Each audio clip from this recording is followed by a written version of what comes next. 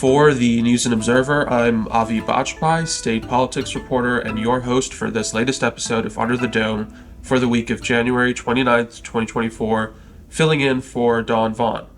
Today I'm here with my politics team colleagues Korie Dean and Kyle Ingram. There's a lot to get to, and we're going to start with UNC-Chapel Hill, where an interim chancellor has started on the job. Korie, you sat down with him and have been covering his first few weeks on the job. Tell us about how it's been going. Yeah, so Kevin Guskiewicz left the university a few weeks ago now. He will be the next president of Michigan State. All of that kind of transpired late last year between November and December. And Lee Roberts has started as interim chancellor. He spent most of his career in the private finance sector, but was a state budget director under Governor Pat McCrory.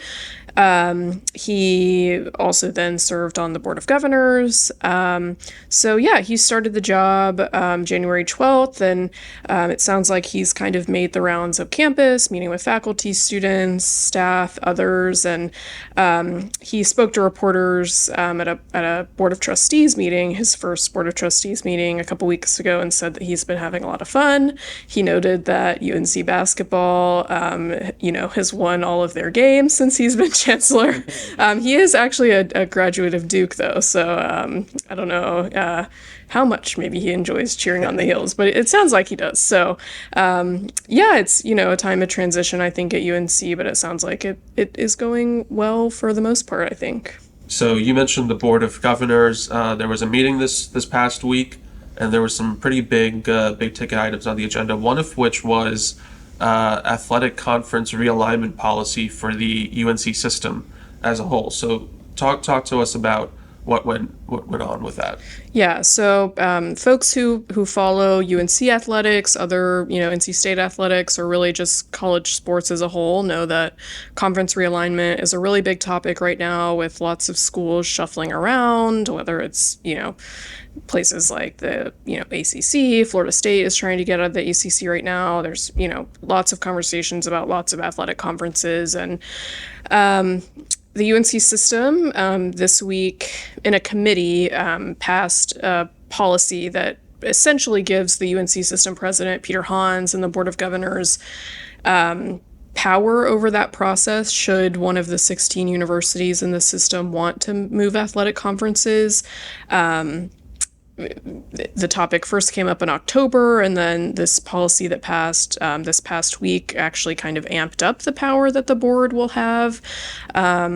So essentially how that policy will work is that if a university in the UNC system wants to move athletic conferences, chancellors of those universities will be required to give Peter Hans notice and a financial plan with lots of different information about costs that they will incur with that move and lots of other things.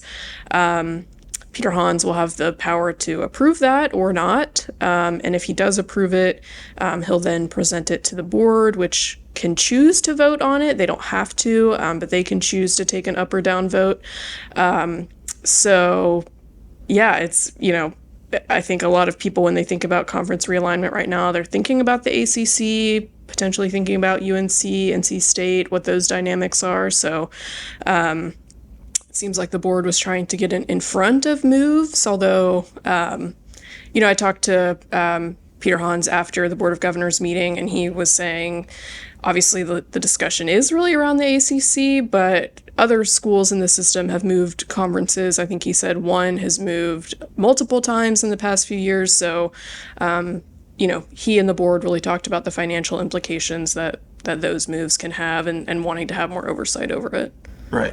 Yeah. So there was another pretty big item on the agenda this week that was discussed, and this was a proposal that is somewhat similar to some state level legislation that was discussed in the General Assembly, the REACH Act, which talked about certain historical and civic texts that should be perhaps mandated to be taught and discussed in college.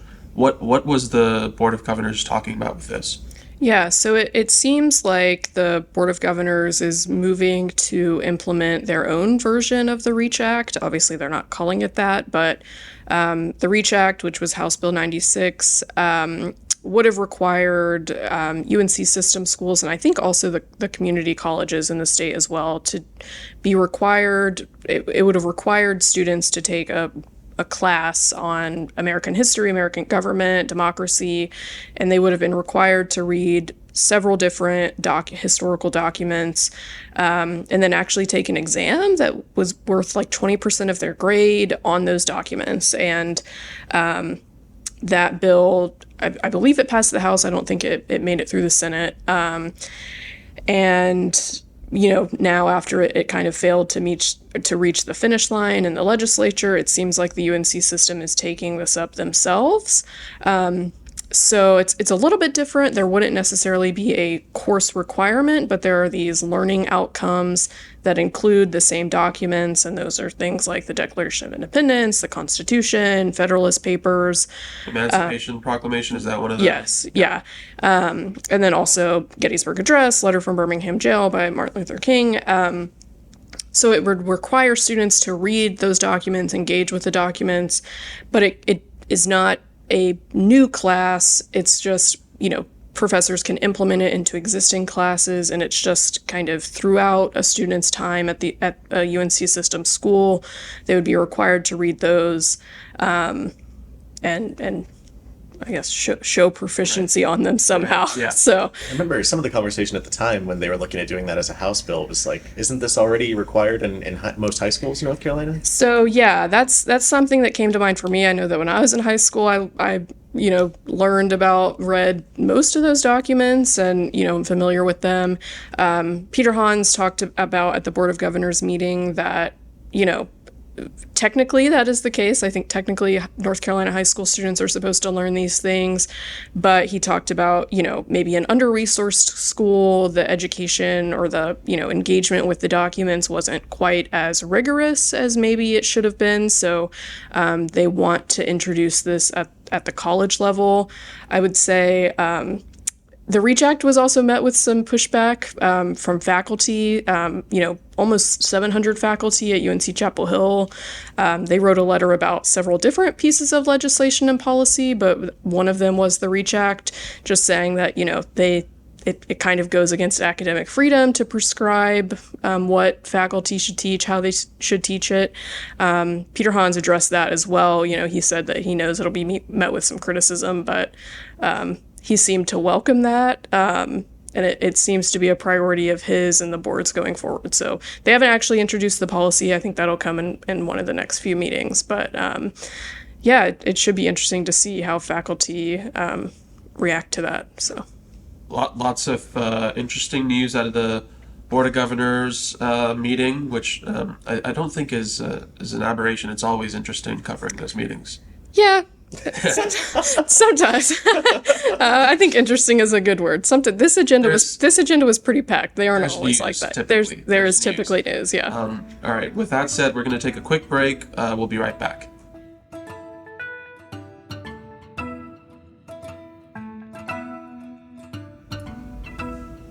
You're listening to Under the Dome. I'm state politics reporter Avi Bajpai here with my colleagues Kyle Ingram and Korie Dean. Before the break, we were talking about some news out of UNC this past week. We're now going to turn to some news on a major elections bill that was passed late last year. But first, let's do a quick reminder. Here at the NNO, we're preparing voter guides for a whole host of important races on the ballot that will be on the ballot in the upcoming primary election. So a quick reminder, if you have received a candidate questionnaire from our team, please fill those out. We're tracking candidates down, trying to get those back. We want to make sure that our readers are informed about the candidates who are running for their vote, basically, going to be on the ballot. So please fill those out. So with that, let's turn to Senate Bill 747, some big news on that elections bill. Kyle, you've been following this bill and some other ones for quite some time now. Tell us about what came up this past week. That's right, Avi. So this bill is an elections omnibus bill. It makes a ton of changes to how elections are conducted in North Carolina. And pretty soon after it was passed late last year, there were several legal challenges aimed against it that are just now sort of seeing some court action. Right. So what we saw this past week was that a portion of 747 dealing with changes to same-day registration for voters was blocked by a federal judge. So what that part of the law did was said that voters who use same-day registration, so they register to vote and vote on the same day, are only going to get one notice sent to their listed address. And if that notice comes back to the County Board of Elections as undeliverable, then that voter's registration will be canceled and their ballot will be canceled as well. So that part was sued because people said, well, traditionally, voters have gotten two notices, and the litigants in this case showed that there are several cases where these notices were returned undeliverable through no fault of the voter. It was a fault of the Postal Service, actually. Right. So the judge agreed that there needs to be some sort of notice and hearing procedure so that someone can know that their vote is going to be canceled and they can try and contest that with their county board. So for now, that part of the law is thrown out. The judge directed the State Board of Elections to try and create some sort of notice and hearing procedure, but we haven't heard any details on that yet. So that was Senate Bill 747. Of course, there was also Senate Bill 749, another really important bill. Tell us about that one. Yeah, so 749 also passed around the same time. What this does is completely restructures the State Board of Elections and all county board of elections. So there's 100 counties in North Carolina, 100 county boards of elections. All of those would have their appointment structure changed. Currently, the governor appoints a majority of the board, so it's usually 3 Democrats, 2 Republicans on the state and local level. Yes, I believe that's right. But what this legislation would do is take away all appointment power from the governor. That goes to legislative leaders instead on both sides of the aisle. Right. So there would be an even number of Republicans and Democrats on the boards. And that's a crucial change. Right now, boards have an odd number of members. This would take it to an even number, which if it's an even split, that was one of the big sort of controversies over this bill. Exactly. A lot of Democrats brought up what happens in a tie, and we didn't really hear a ton of answers on that. It seems like the general consensus is most tie decisions would need to go to a court, but it's not spelled out specifically in the legislation. So that change was supposed to go into effect, I believe, on January 1st, but a judge also has blocked that. So we're likely, Republican leaders have told us that they're going to try and appeal that injunction that was handed down, I believe, in November, but we haven't seen that appeal yet. So I'm feeling like we're probably not going to see any changes to state and local boards of elections before the primary election, but it's definitely a possibility that those changes could go into effect for the general in November. For the general. Yeah. So there you go. Lots of important news to track. Keep sort of covering and taking a look at this year. It's an important election year, and it's great that there's so much to keep track of. So we'll continue to bring that to you. So we're going to switch now. We're going to move on to Headliner, our picks for Headliner of the Week. And we're going to switch it up a little bit. We're going to all talk about the Oscar nominations because here at the NNO on the politics team, we consider ourselves film buffs, movie buffs. Some people do. Some people do. And everyone was waiting to see, which movies would get nominated. So we're going to start with Kyle, who's going to share his thoughts on this year's nomination. Feels like a different sort of primary election, doesn't it? Right, yeah. My headliner is actually a disappointing one. I was very disappointed to see that Charles Melton of Riverdale fame was not nominated for Best Supporting Actor for his role in May December. I thought he was absolutely excellent, heartbreaking role, very well done, and he was snubbed. All right, so there you have it. That's those are Kyle's thoughts on the nominations. Korie, what about you? I have some more snubs to talk about. I was very disappointed to see that Margot Robbie was not nominated for Best Actress for Barbie, and Greta Gerwig, who directed Barbie, was not nominated for Best Director. I don't really get how you don't nominate the Barbie of the Barbie movie. I thought, she really brought that role to life. I was very sad to see her not nominated, and I'm a big Greta Gerwig fan. I don't actually know that many directors, but she is my favorite. And, loved Lady Bird, loved Little Women, and I just think, that was that was a big snub not to nominate her. So Props to America Ferrera, though, for Right. best supporting. yeah.